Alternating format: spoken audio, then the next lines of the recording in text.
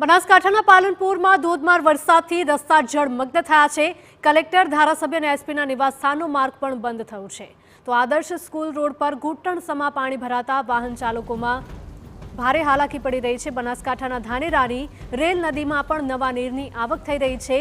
ગ્રામીણ વિસ્તાર સુધી નદીના નીર પહોંચ્યા છે। આ વર્ષે બીજી વાર નદીમાં પાણી આવ્યું। ઉપરવાસમાં વરસાદ થતા રેલ નદીમાં પાણી આવ્યા છે। રેલ નદીના ધસમસતા પાણીના પ્રવાહના આ દ્રશ્યો સામે આવી રહ્યા છે। બનાસકાંઠામાં ધાનેરાની રેલ નદીના આ દ્રશ્યો સામે આવી રહ્યા છે કે નદીમાં નવા નીરની આવક થતા નદીમાં ઘોડાપૂર આવ્યું હોય તેવી સ્થિતિ જોવા મળી। ગ્રામીણ વિસ્તાર સુધી નદીના નીર પહોંચ્યા છે। આ વર્ષે બીજી વખત નદીમાં પાણીની આવક થઈ છે। ઉપરવાસમાં ભારે વરસાદ વરસવાથી રેલ નદી રેલમછેલ બની છે। બનાસકાંઠાથી આ દ્રશ્યો સામે આવ્યા છે।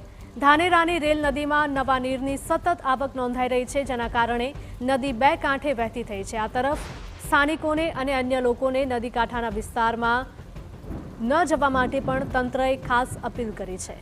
ઉપરવાસમાં ભારે વરસાદ વરસી રહ્યો છે અને બીજી તરફ નદીમાં પણ ધસમસતા પાણીનો પ્રવાહ જોવા મળી રહ્યો છે, જેના કારણે રેલ નદીમાં ભરપૂર પાણીની આવક નોંધાઈ છે અને ઘોડાપૂરની પરિસ્થિતિ જોવા મળી રહી છે। ધાનેરાથી આ દ્રશ્યો સામે આવ્યા છે। ધાનેરાની રેલ નદીના આ દ્રશ્યો।